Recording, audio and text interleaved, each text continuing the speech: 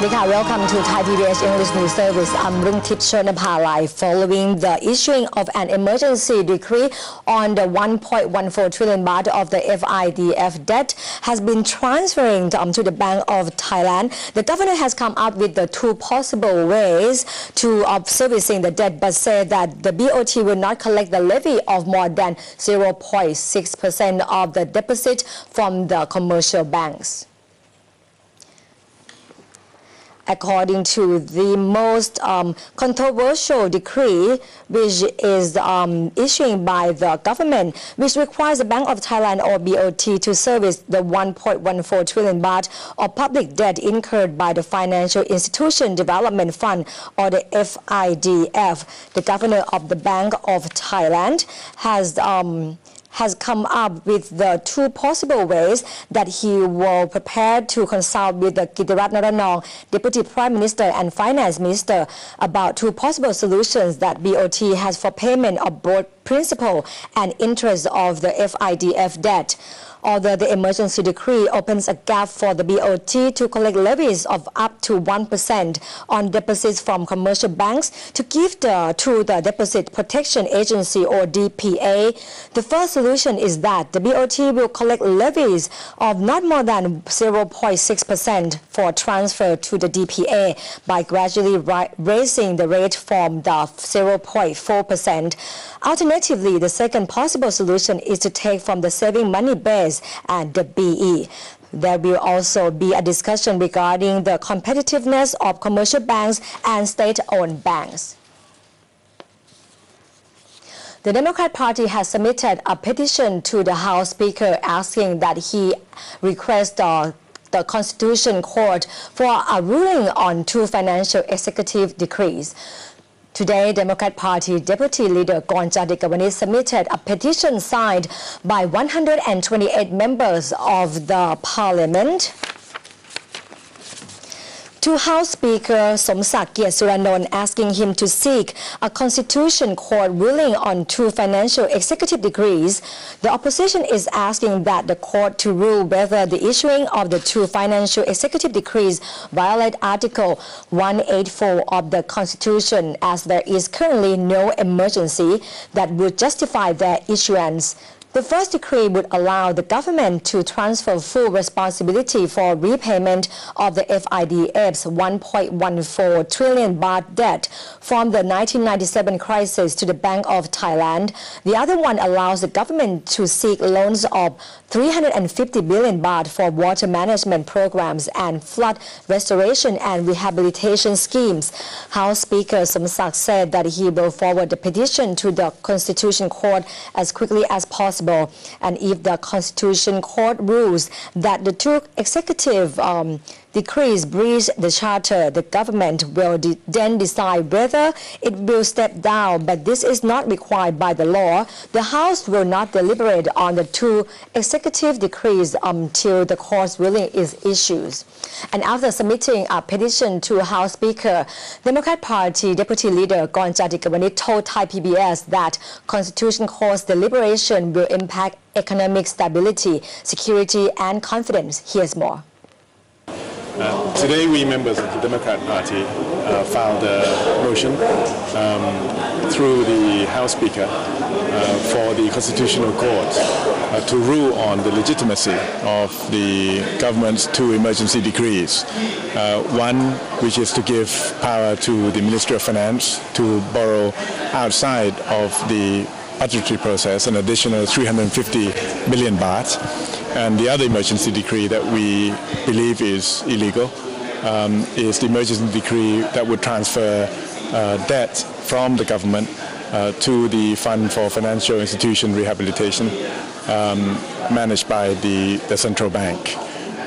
Both cannot be emergency decrees because they should be enacted through normal parliamentary process as laws, and neither have significant impact on the economy as stated by the government, sufficient for the government to be allowed to bypass the normal process of Parliament. Meanwhile, Kittirat Naranong, Deputy Prime Minister, said that government will invest more than 350 billion baht in water management programs, while Yingluck Shinawatra, Prime Minister, confirmed that Thailand will be ready for the next rainy season. After attending the World Economic Forum in Davos yesterday, Ms. Yingluck said that the water management plan is a rather difficult assignment and is it not implemented as quickly as expected, but the plan has been gradually introduced to public. She also confirmed that Thailand will be ready for the next rainy season. Meanwhile, Kittirat Naranong, Deputy Prime Minister, said that government will invest more than 350 billion baht in water management programs. The 4 emergency decrees taking effect on Friday, which allows government to borrow up to 500 billion baht through June 2013. All know that would start as early as late May, early June. I confirm to you that Thailand will be very safe. By suffering with the problem in 2011, it doesn't mean that we are not safe, because we are not sitting still, and we will invest into the system both in the temporary and short-term stage. I use the term ponding as the approach when we haven't really started and complete building new dams and reservoirs, but we will prepare several areas to take the water if in case the number of heavy rainfall and storms repeats or even more than what we suffered last year. Many large reservoirs in the northern region are at 80% of their total capacity.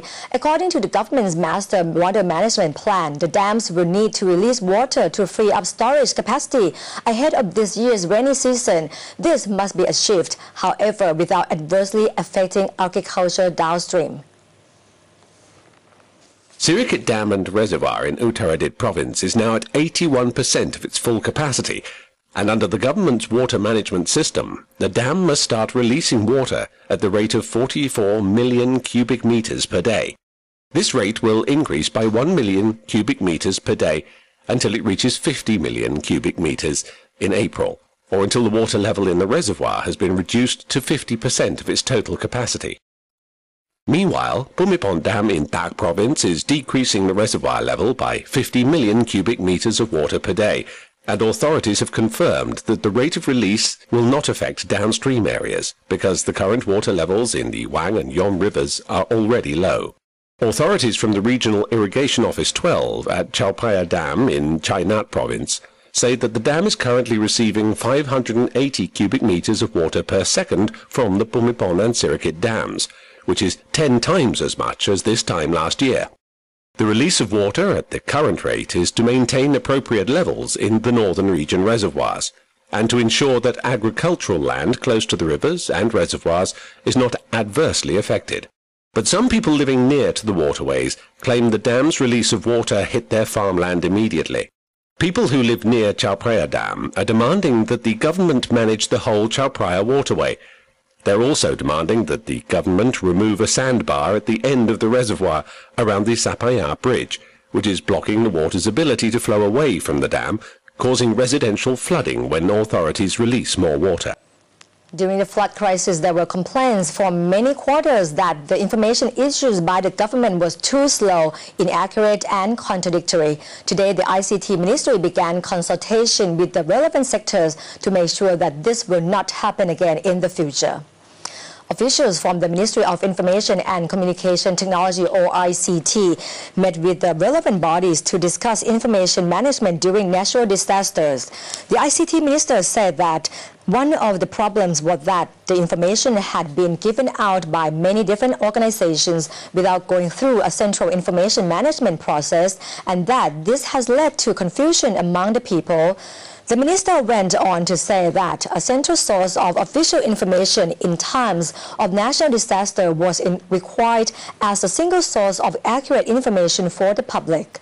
During and after flood crisis last year, academics and Thai people in general complained to the government about the delay in issues of information, especially the Flood Relief Operation Center or FROC, which was accused of rarely giving out information and failing to explain to Thai people how to cope with the flood. Many areas across Thailand are experiencing scattered thunder showers considered quite unusual for this time of the year. The storms are the result of a high-pressure front moving in from the South China Sea. Tomorrow, Thailand is likely to see the widespread rain and a drop-off in temperature. The Meteorological Department says a drop of another 2 to 3 degrees Celsius may be expected across the country, with temperatures in the north possibly falling as low as 12 degrees Celsius in the early morning. More rain will be brought in by the southeastern wind, meaning that the lower north, lower northeast, central and eastern regions will likely see rain tomorrow. Tourists hanging out in the south along the Gulf of Thailand might have to head for shelter as widespread heavy rain showers are expected, especially from Phetchaburi all the way down to Surat Thani, while the Andaman coast is expected to see more scattered rains. Local taxi drivers in Chiang Mai are blaming organizers of the Ratchaphuk horticultural exhibition for mismanagement of logistics, resulting in them not reaching expected revenue. But on the positive side, the event is now expected to welcome 3 million visitors instead of the previously forecast 2 million. Visitors from all walks of life continue to flock the Ratchaphuk 2011 Horticultural Expo in the northern capital of Chiang Mai. The organizers had expected to see 2 million visitors between mid-December and mid-March, but just halfway through the event, and the number of visitors has already exceeded 1.4 million. The new target is now 3 million visitors before the end of the festival. The organizer in charge of the event estimates that each tourist will spend an average 4,000 baht during their visit. That's 12 billion baht in total revenue. Despite the horticultural expo being seen as attracting much-needed cash to the region, local taxi drivers or the famous red cabs are outcrying over what they see as mismanagement of logistics at this international expo, and is costing them dearly, so they claim. Drivers claim that the original plan was to allow buses and private vehicles to park outside the immediate vicinity of the expo, which would require visitors to take taxis into the event. A change of plan allowing visitors to park closer to the event entry gates has resulted in a massive loss of income for the taxi operators. Some cabbies make only 2 trips a day due to this change. Now that the North's enchanting chilly weather is almost gone, organizers are coming up with a new theme for the show this February, that is a Valentine's love theme for lovebirds. And we are still recruiting the staff for the reporter for Thai PBS English News Service. You can email us for this position for the email showing on the screen. And that wraps up tonight's edition of Thai PBS English News Service. I'm Luntip Chonapawai. Thank you for watching. สวัสดีค่ะ